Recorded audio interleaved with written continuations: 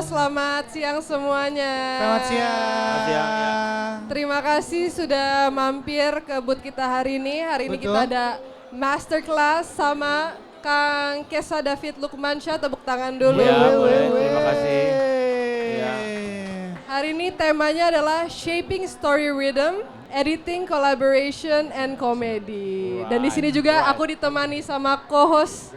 Ada Sadana Agung. Saya penyemara aja di sini teman-teman. Lagi, alah. Kang Kesa ini kalau yang belum tahu ngedit modal nekat dan ngedit modal nekat juga. Iya. Dan ya. modal aktor ya. nekat bahkan tahun lalu jadi best nyebutnya apa sih Kang? Best penyunting Iya, di iya, film iya. Festival Komedi ya? Wartawan. Wartawan ya, yang Betul. pertama modal nekat ya. Modal Betul. nekat, Gimana ya. tuh rasanya jadi pemenang terus-terusan? Kayaknya Ya. udah tumpuk-tumpuk piala di rumah ya Kang? Ya, alhamdulillah ya. Tapi itu kan apresiasi karena kita bekerja dengan hati, Cie, gitu kan. Ya. Iya. Maksudnya karena ya saya senang ngedit gitu, terus saya senang komedi juga gitu. Jadi ketemu antara ngedit dan komedi ketemu, jadi saya selalu suka ketika filmnya dengan genre itu gitu. Betul. Yang belum tahu, Kang Kesa tuh selain editor, pernah jadi fotografer, pernah jadi stand up gitu. komedian, Oke. pernah jadi DJ, dan Iya. kemarin juga jadi sutradara teman-teman. Iya, ini keren banget tahun ini. ini.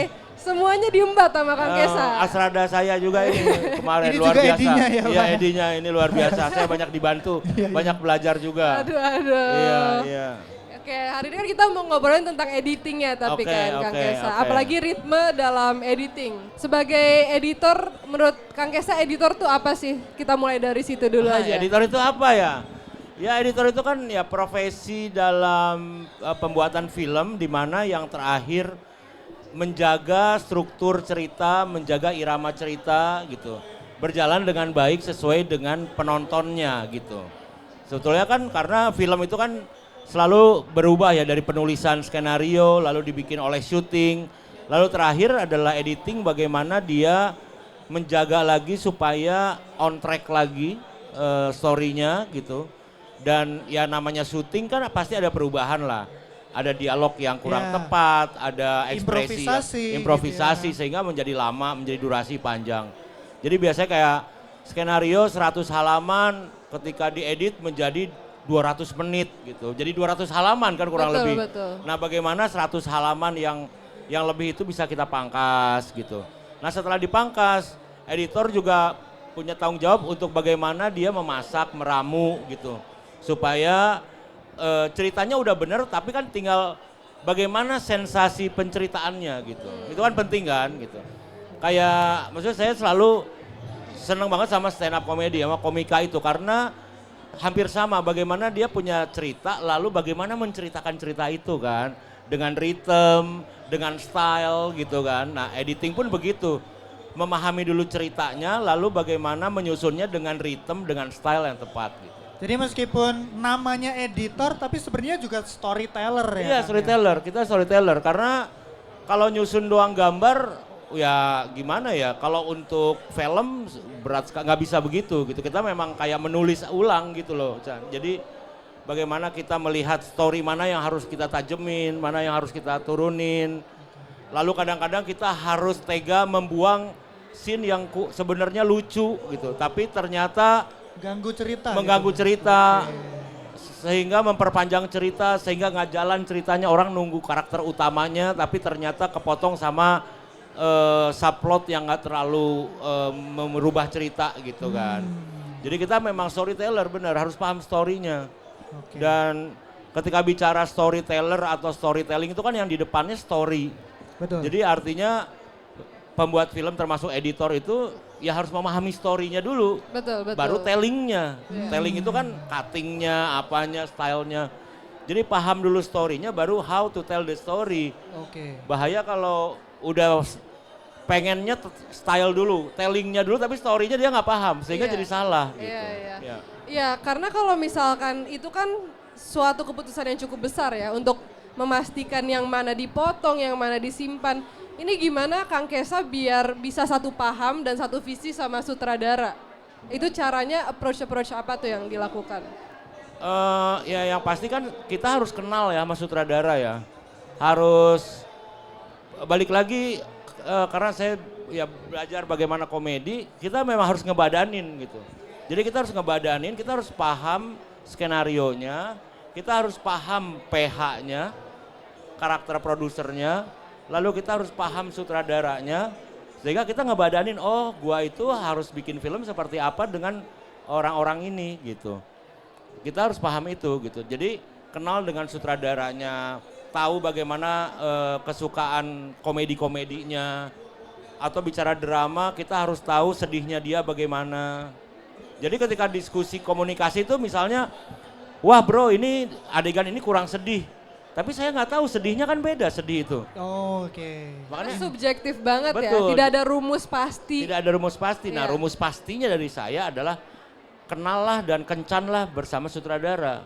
Jadi curhat, ngobrolin keluarga, ngobrolin cinta. Jadi teman supaya kita tahu rasanya gitu.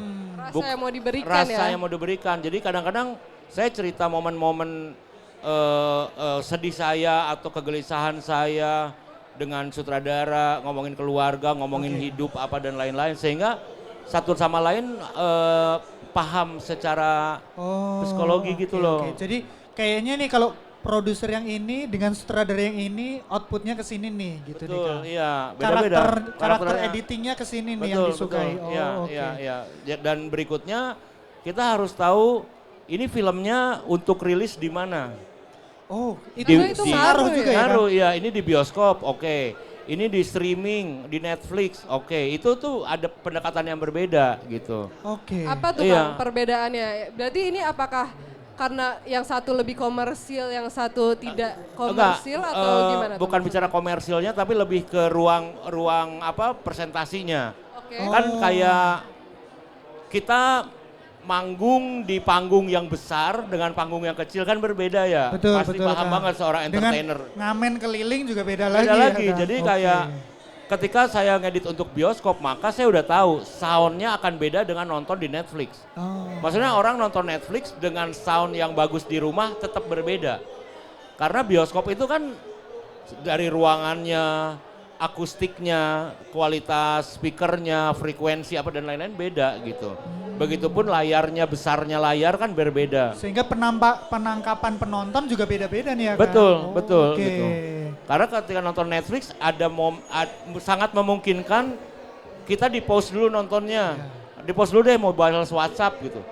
Kalau di bioskop nggak bisa, orang lagi nonton ada orang buka WhatsApp terus terang kita terganggu kan. Ya, Mas maaf mas, kita bayarnya sama 50.000 gitu kan. Jadi kalau di OTT mungkin distraksi masih lebih aman. Iya, ya, Kang? iya. Dan itu kan akhirnya kita jadi harus bagaimana menjaga tensionnya gitu. Kayak gitu. Oke.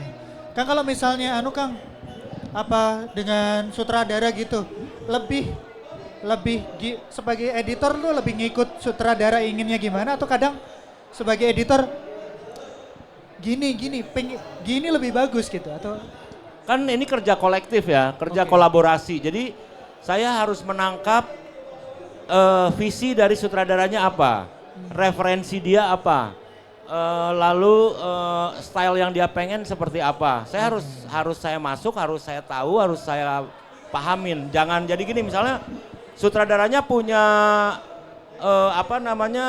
referensinya film A. Terus saya nggak nonton film A, malah saya nggak suka film A ya nggak bisa. Oke, kenapa sutradara ini suka film A? Saya harus pelajari dulu gitu. Meskipun saya ternyata nggak suka, tapi saya harus cari gimana saya harus suka. Oke. Supaya saya berada satu jalur dengan sutradaranya. Jangan hanya subjektif aja nih ya Kang ya, objektifnya Objektif kayak saya apa analisa. Nah lalu dari situ saya melihat apa yang bisa saya kasih kontribusi ke visinya dia supaya makin kuat. Jadi ketika film bagus, itu jarang banget editornya dimention nggak ada. Yang dimention pasti sutradara, pemain, produser. nih? Iya. Editor tuh memang berada di belakang banget gitu. Memang Iya. Iya. Di belakang layar tapi pialanya numpuk-numpuk Kang kayak saya. Iya. Sampai kemarin mau dikasih pialanya ya nggak mau dibawa pulang ya. Dengar-dengar piala di rumah jadi pondasi ya katanya Kang. ya, pondasi. Saking Di banyaknya tuh di meja buat kopi gitu kan ada. Nah itu kan penting banget kan berarti kolaborasi tuh di Ya, kolaborasi, membuat betul. film editor, sutradara, aktor kan. Gimana cara membangun ruangan kerja yang sehat Oke. dalam untuk apa ya? Untuk bisa menjalin hubungan yang baik dan mempunyai kerjaan yang profesional dan sehat. Oke, saya kebetulan ya udah berapa lama ini tuh selalu jadi morning person ya. Kadang editing itu kan ada, wah ngedit itu moodnya malam gitu kan, sampai begadang sampai pagi gitu kan. Tapi akhirnya jadi impactnya kan ke badan kita ya akhirnya gitu. Jadi saya selalu running kerjanya itu dari pagi, berkegiatan itu selalu dari pagi. Mulainya pagi kan. Pedal dulu Kang Kesa sebelum ngedit Dan kan. pudel. Pedal ya. Terus apa? Dari pagi, tapi memang ruangannya editingnya tetap dibikin sama kayak ruang editing yang low light gitu kan. Oke, yang nyamannya begitu ya kan. Cozy gitu kan, gelap lah, nggak banyak lampu gitu kan. Jadi ambience-nya juga ngebantu buat Betul. ngedit. Karena kan kita tahu bahwa nonton filmnya itu seperti itu. Jadi kita mendekatkan pada bagaimana film ini harus dipresent gitu. Kayak gitu. Nah terus kayak misalnya ya waktunya makan ya makan gitu ya.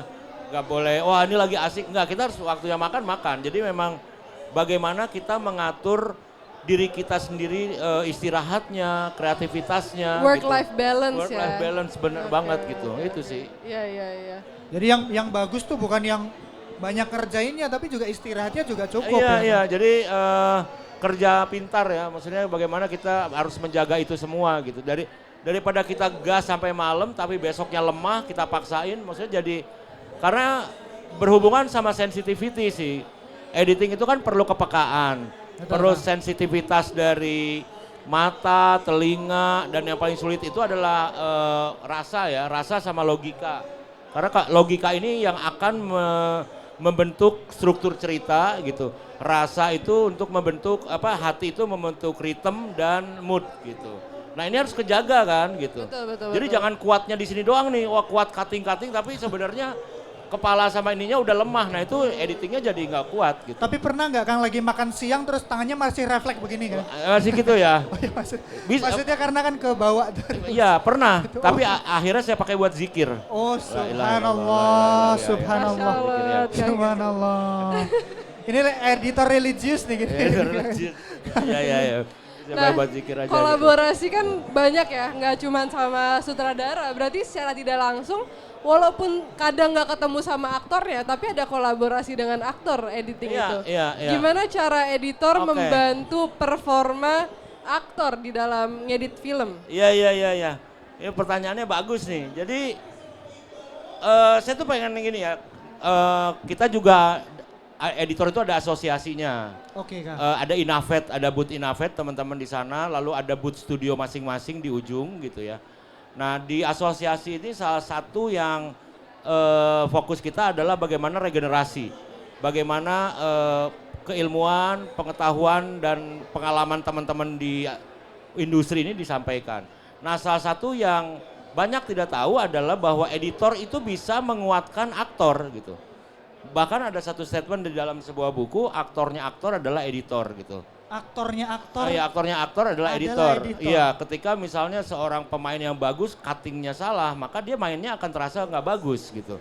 Tapi pemain yang lemah dengan cutting yang tepat, maka penonton akan merasakan dia mainnya prima. Padahal dijagain oleh aksi Editornya. reaksi, iya, oleh ritme, oleh bagaimana mikro reaction, expression, Di highlight bagiannya, iya, bagian yang menonjol, ya kan? tarikan nafasnya, bagaimana Oke. kedipannya gitu.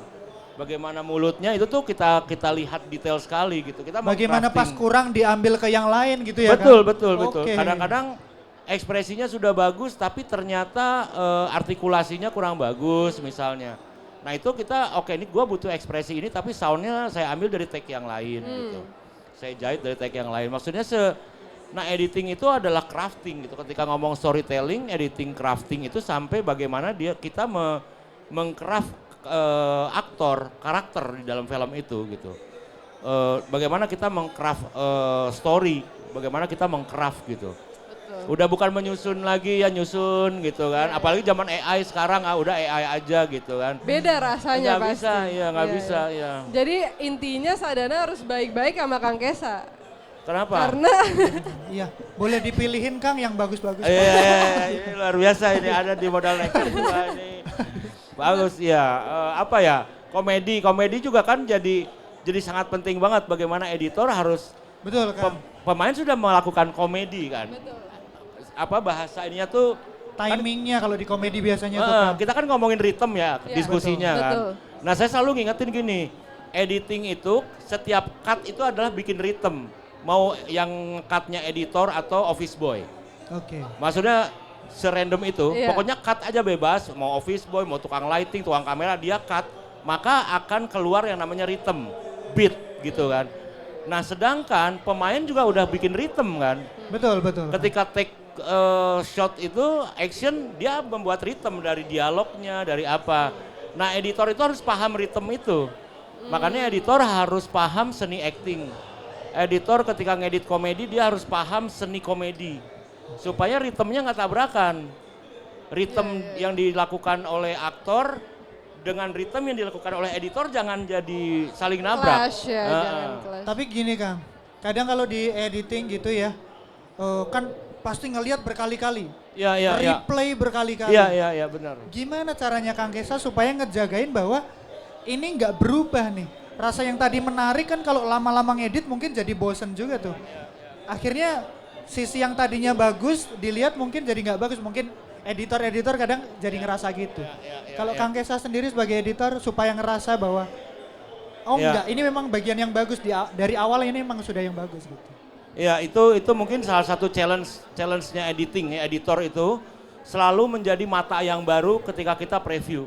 Oke. Selalu menjadi fresh eye, selalu menjadi orang yang baru, selalu menjadi penonton ketika kita melihat materi, melihat cutting gitu. Memposisikan sebagai orang baru. Ya dan itu tuh bisa secara teknis ya, maksudnya secara teknis tuh misalnya ketika kerja kita duduk, tapi ketika kita preview kita berdiri atau duduknya pindah. Oh, Itu untuk merubah triknya begitu ya, triknya. Kang? Oke. Atau ketika kita kerja lampunya dimatiin, ketika kita preview untuk ngerasain lampunya dinyalain atau kebalikannya. Itu salah satu cara bagaimana kita merubah diri kita. Jadi mungkin gambarnya nggak bisa diganti, tapi kondisinya nonton Kondisinya, bisa diubah. iya, Environment-nya itu. kalian bisa Oke. dikontrol Tapi ya. tetap meskipun lampu, kursi, duduk apa dan lain-lain, yang paling susah tuh di sini kan. Iya, tuh, Kang. Kita udah dirubah tapi di kepala tuh oke. Ini habis ini cut, ini habis ini di solve, habis ini ada musik. Kita hanya ngebaca gitu di dalam ininya. Nah ini yang harus kita lupain bahwa next shotnya tuh, misalnya kita secara ngedit itu tahu shot berikutnya karena kita yang nyambung adalah close up. Tapi di kepala jangan, oke habis ini close up, nggak boleh gitu. Kita harus kayak nonton film kan kita nggak tahu what next frame. Pura-pura gak tahu aja. Emang itu caranya begitu, mindsetnya harus itu. Itu yang membuat, kan editing itu setiap karya menurut saya harus ada subjektivitas. Betul. Harus ada kitanya, kita harus terlibat di dalam karya itu secara rasa, pengalaman.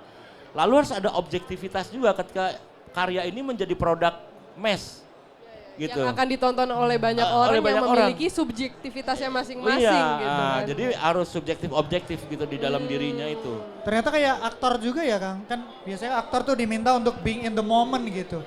Nah itu ketika jadi editor preview juga harus Iya. kembali being in the moment lagi gitu ya Kang. Betul. Itu dia. Nah di Inafed ini kami fokus membangun itu, bagaimana bahwa editor ketika storytelling itu jauh sekali dari yang namanya technical, tapi banyak ilmu yang kita harus melibatkan yang kayak tadi. Bagaimana terus bisa merasakan masakan yang kita bikin. Wow. Iya. Iya, iya. Kita yang masak sendiri tapi Oh, kita iya, harus iya. bener gitu. Iya, Kalau iya, chef iya. bosen ya repot juga ya Kang Iya, ya. iya, karena kita yang masaknya enak aja sebutan enak, padahal kan kita harus tahu ini bener apa enggak gitu. Orang lain ngerasa ini juga Iya. bagus apa enggak? gitu. Iya, nah jadinya harus dilatih untuk ngerasain. Caranya gimana? Ya kita harus ngelatih nonton. Oke. Kita harus harus nonton film bioskop, nonton film di streaming, nonton stand up comedy. Pokoknya dilatih terus yang namanya sebagai penikmat seni gitu. Harus dilatih karena itu melatih kepekaan kan gitu. Kayak saya seneng banget gitu ketika ada stand up comedy itu banyak kompetisi. Kita nonton melihat komika main, kita juga mencoba menganalisa, oh ini kurangnya di sini, ini kurangnya di sini, kurangnya di sini. Kita menganalisa. Lalu ada juri yang ahli. Juri ternyata ngomongnya sama, oh berarti bener analisa gua. Nah itu tuh untuk melatih. Jadi ngelatih feelingnya ya Kang Iya, ya. melatih penilaian, justifikasi. Karena editing kan seni mencari masalah yang tepat. Editing itu salah satunya. Kita milih shot ini atau ini nih. Kita harus pilih nih gitu. Betul. Nah itu kan perlu analisa yang mendalam, perlu justifikasi Betul. dan lain-lain gitu. Nah ini kan ngomongin ritme ya Kang. Ya, ya. Ritme tuh menurut Kang Kesa ritme yang bagus tuh apa sih? Ritme yang bagus itu yang sesuai dengan susah ya, nggak ada bahwa editing yang bagus adalah editing yang tak tak tak tak tak tak tak tak. Wah, nggak begitu gitu. Ada editing yang pelan, tak, tapi bagus. Dibutuhkannya gitu. begitu. Dibutuhkannya begitu. Jadi editing yang bagus adalah editing yang semuanya memperkuat ceritanya, membuat stand out konfliknya, menjelaskan banget informasinya, wants-nya apa gitu, needs-nya apa gitu. Jadi editing yang baik itu bagaimana film itu berjalan dengan baik gitu. Susah gitu, ritme yang baik itu harus cepat, nggak bisa. Karena gini, ada adegan kejar-kejaran, wah ritmenya harus cepat, ya kan? Ya tergantung ya kejar-kejarannya ya. Logikanya gini, namanya orang dikejar, Betul. pasti ritmenya cepat. Oke. Berhubungan sama jantung kan. Iya. Namanya orang dikejar anjing, kan Iya. pasti deg-degan. Betul. Oke, nah tinggal dua. Mau internal rhythm, mau external rhythm. Internal rhythm adalah biarkan irama yang ada di dalam shot yang bermain. Oke. Biarkan si irama itu dibentuk oleh aktor dan oleh director dalam menentukan lensa dan menentukan kamera Secara movement visualnya secara ya. visual. Atau ritme itu mau ditambah oleh eksternal, oleh cutting gitu. Jadi bisa aja cuttingnya nggak banyak, satu shot, tapi adegannya kejar-kejaran. Tapi ada adegan kejar-kejaran yang sama, cuttingnya cepat, kaki dulu, muka ekspresi, lalu apa, ada yang begitu. Nah impactnya beda, Betul, tergantung betul. kita mau membangun apa di scene itu gitu. Tergantung taste juga ya balik lagi. Oke, kita perlu taste, tapi Iya. tidak bisa taste yang sangat personal lalu kita paksakan padahal Secara kebutuhan gambar nggak ke situ. nggak ke padahal. situ gitu. Perlu tes itu perlu bahwa kita kan namanya film itu adalah produk yang penuh dengan selalu ada kebaruan, selalu up to date. Film itu nggak mungkin gitu. Kita nggak nonton film yang kayaknya gue pernah nonton film kayak gini 5 tahun lalu, itu udah nggak up to date tuh filmnya. Nah karena film adalah produk yang selalu up to date, maka filmmakernya harus selalu up to date. Artinya ngomongin seleranya harus tahu. Secara referensi juga harus selalu up to date. Harus selalu up to date. Selalu culture, asik. Anjir. Selalu culture. Selalu culture. Skena Iya, habis kan ya iya. satu skena Iya, habis. skenario. Ini jangan, jadi itu tadi ya Kang ya, jangan sampai nih ini lagi rush banget, orang lagi kejar-kejaran terus penonton malah nungguin dong gitu. Iya, harus Rasanya emang harus ikut dikejar juga ya. Harus dikejar juga, betul gitu. Nah itu ngomongin Desainnya. tentang pace, gimana nih kalau misalkan ada pilihan antara continuity, pace, emosi, rasa, itu yang mana yang harus dipilih duluan? Oh ya, kalau saya mikir pasti rasa nomor satu ya. Rasa nomor Kalau dalam scene itu rasanya sudah kebangun, maka orang akan tidak sadar bahwa rambutnya tidak continuity. Oke. Tapi kalau bangunan adegannya lemah, maka penonton akan melihat ke yang seharusnya tidak dilihat. Misalnya harusnya itu dia di situ merasa sedih, tapi bentukan scene-nya tidak sedih. Jadi penonton akhirnya lihat apa? Lihat baju, lihat rambut. Mencari sesuatu yang lebih menarik. Lebih dibanding menarik adegannya. karena rasanya tidak menggugah gitu. Oke. Tapi kalau rasanya kuat, rasanya menggugah, ya penonton udah terbawa masuk. Sehingga nggak tahu tuh ada kenapa. di Ada mana, gitu continuity ya. rambut apa dan Betul, lain-lain. betul. Ya kecuali yang gede ya, yang besar continuity. Tapi kayak sesimpel baju apa ya, Tangan gitu, ya kan, tangan, atau kirinya. gelas gitu. Banyak kok film-film di Hollywood yang best editing. Kalau dilihat detail lagi, ada yang tidak continuity gitu. Gelasnya tadi dia minum di bawah, pas ngobrol aksi reaksi ada di atas gitu. Tapi kita ngerasain kekuatan moodnya di situ luar biasa sehingga penonton terkecoh oleh hal yang tidak continuity gitu. Betul, betul. Tapi apa bedanya Kang? Kalau ngedit untuk film yang lain, genre yang lain sama genre komedi ini nih apa nih bedanya? Ya beda, salah satunya rhythm ya. Salah satunya juga target marketnya dan kita harus tahu yang menarik adalah buat saya, buat kita di Inavate itu kita juga mempelajari target audience. Penonton ketika mau nonton ini, mereka membutuhkan apa? Mereka pengen apa sih? Gue bayar 50.000 nonton Modal Nekat tuh mau apa? Wah saya lihat trailernya, wah ada action. Gue mau dong nonton actionnya gitu kan. Ada genre-genre yang ada di dalam itu. Nah pendekatan itu editor harus paham, harus tahu bahwa ketika komedi maka akan beda treatmentnya dengan ketika drama gitu. Ketika komedi misalnya ada treatment karena bicara timing maka perlu ada misalnya jump cut, ada cutting yang cepat. Tapi ketika ada di drama mungkin saya harus lebih tenang cuttingnya, saya harus lebih menahan shot karena biarkan penonton melihat ekspresi dari si pemainnya gitu. Misalnya gitu. Nah, ya. kalau misalkan aktor nih atau misalkan Pak Darto aja kita ngomongin Pak Darto ya. Darto, iya. Modal nekat Dia nggak datang ya Darto. Nggak datang Pak Dia Darto. sombong udah banget syuting nih ya. lagi. Kalau mau Udah syuting yang lain kan? syuting yang lain gila laku sekali Darto sekarang. Kang Gesa kan tahu kan dari judulnya modal nekat. Emang Nekat. orangnya nekat banget. Nekat, iya. Jadi kalau misalkan di tempat syuting yang Kang Gesa udah baca skripnya, mungkin materi yang datang udah beda nih. Udah beda ya. Nah ya. itu gimana tuh Kang Gesa sebagai editor melihat improvisasi dalam syuting? Iya, perbedaan itu sih kita sebagai editor sudah harus tahu bahwa tidak ada skenario yang akhirnya hasil syuting tuh sama 100% dengan skenario. Itu tuh nggak ada. Pasti beda. Pasti beda, udah siap aja gitu Oke. kan. Nah perbedaannya sejauh apa, perubahannya seberapa banyak, nah itu yang kita harus punya kekuatan. Maksudnya harus siap bahwa ketika film komedi itu udah pasti banyak hal yang berubah di lapangan. Oke. Itu udah harus siap. Berubah secara beat komedinya kah, berubah secara ya treatmentnya lah gitu kan. Jadi udah harus siap, tapi kita harus tahu ini komedi situasi, apakah ini komedi yang harus ngomong verbal gitu, atau ini komedi yang sebenarnya tragedi. Kita harus paham itu. Ini satir komedi, ini komedi slapstick, ini komedi intelektual, beda tuh gitu. Nah itu ke cuttingnya beda gitu. Kalau yang Ya, situasi Beda, mungkin beda. anu ya Kang, gambar yang dibutuhkan gitu ya Kang. Iya. Misalnya ada sesuatu yang jatuh ya itu yang harus muncul kali gitu Kang. komedi situasi itu kan artinya bahwa memang apa yang terjadi di ruang atau di kejadian saat itu tuh memang dia tidak ngelucu gitu. Dia nggak ngelucu. Emang situasinya Aja aneh. lucu Iya, gitu. iya, iya. Aduh nggak tahu ya, gue lupa nih di film tuh ya. Tapi misalnya tadi saya baca berita ada satu aparat ribut sama supir angkot gitu. Oke Kang. Ya buat saya itu komedi gitu. Oke.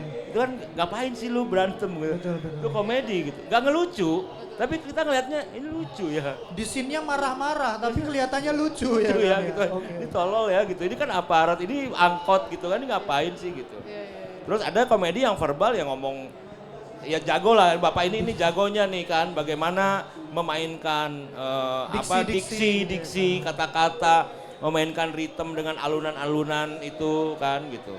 Lalu ada slapstick sih ya jatuh lah, kulit pisang dan lain-lain. Kulit pisang. Iya kan itu dan komedi itu menurut saya udah pernah ngedit drama, action, apalagi ya, horor. Yang paling susah tuh komedi. Harus tepat ya timingnya. Harus tepat karena komedi itu nggak sama. Kalau sedih itu orang sama, drama itu hampir semua sama. Pasangan yang ditinggalkan oleh pasangannya di tengah jalan itu bisa jadi sedih. Sedih tuh, ditinggalin. Betul. Kita masuk ruangan toilet yang kosong, gelap, dan lorongnya panjang. Takut, horor. Betul. Coba komedi. Saya jalan kaki lalu ada kulit pisang, terus saya kepleset jatuh. Bingung, komedi itu susah. Iya, iya. Makanya nggak banyak komedian karena memang itu susah. Benar nggak? Iya Kang. Maksudnya kalau bercanda gampang, tapi menjadi seorang komedian kan susah. Susah loh. Jadi udah scene-nya kelihatan horor tapi harus komedi gitu ya. Oh Kang, itu ya? apalagi susah. Biasanya gitu ya. soalnya. Iya. Kolaborasi gitu. Dan katanya kan komedi itu satu level di atas serius.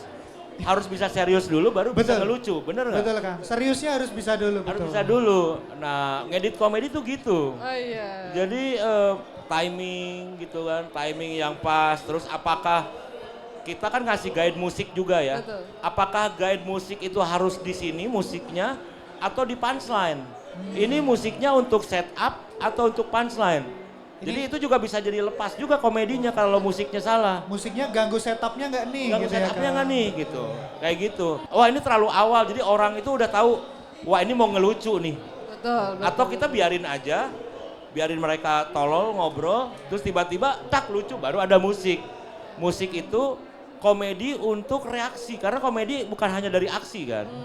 Tapi dari reaksinya yang lucu itu dari Betul. reaksi-reaksi karakter lain melihat kegoblokan yang Situasinya tadi, ini, situasi ya, tadi. Nah, itu jadi komedi.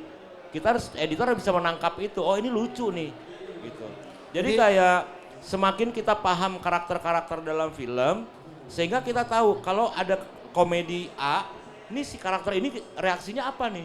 Kita udah pasti tahu dan pengen tahu gitu kan. Pengen melihat materinya. apakah karakter ini ketawa Atau enggak nih, sedih kita atau coba apa, gitu kan, kita iya. coba. Wah ternyata lebih lucu dengan karakter dia yang lain ketawa yang dia enggak gitu kan. Iya. Jadi lucu malah dia Betul, gitu. betul, Nah, betul. itu tuh komedi itu seperti itu. Oke, ngomongin tentang komedi mau kita langsung ke segmen The Shot I'm Most Proud Of gak? Oh, Dari gitu Kang ya. Kesa.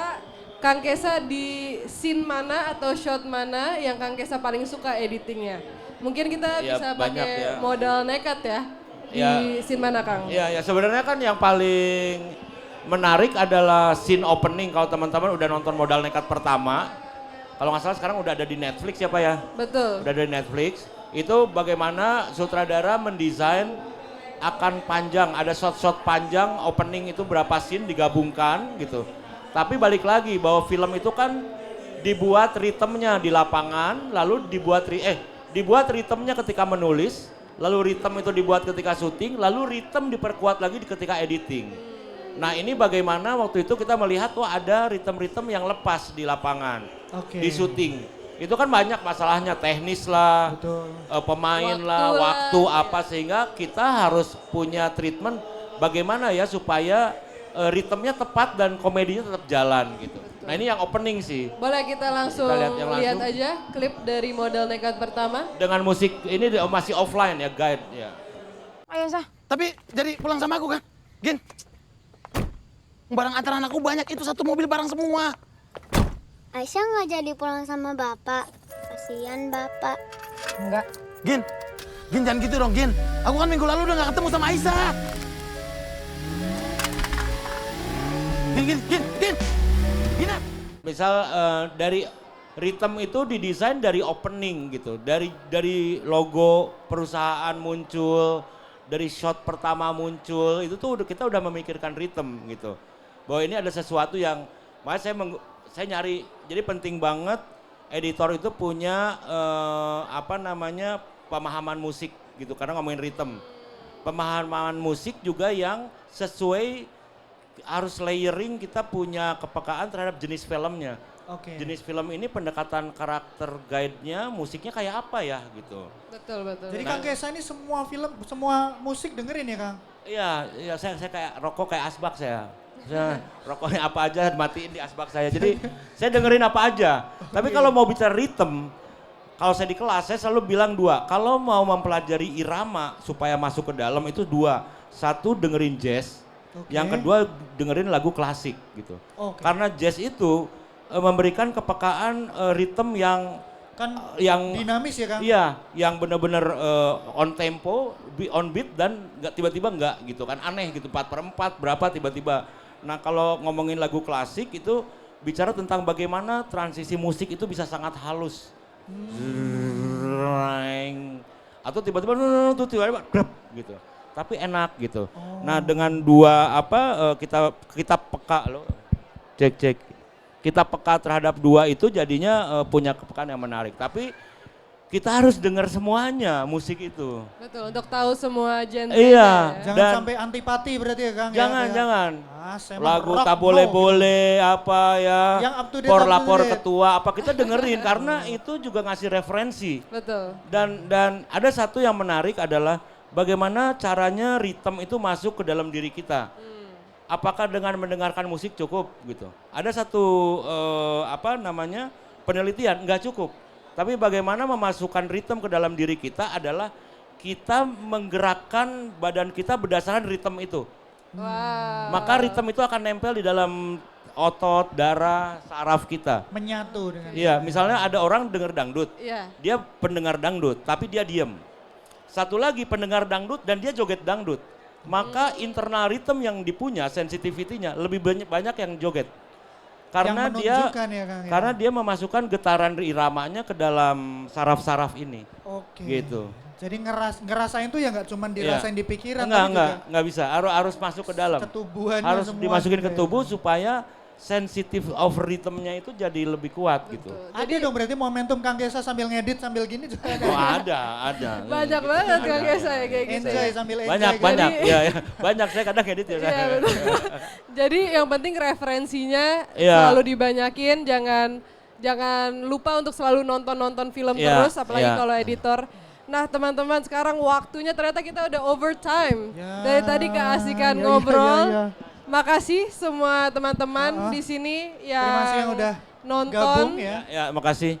Kita, Nanti kalau misalnya mau ngobrol kita ada ya kalau mau lanjut ngobrol sama Kang Kesa, Ya, kita bisa di mana atau kita ada Inafet juga, ada ada booth Inafet Inafet. juga, bisa langsung mampir ke sana. Oke, terima kasih semuanya. Terima kasih semuanya. Makasih Kang. Terima kasih Kang Kesa.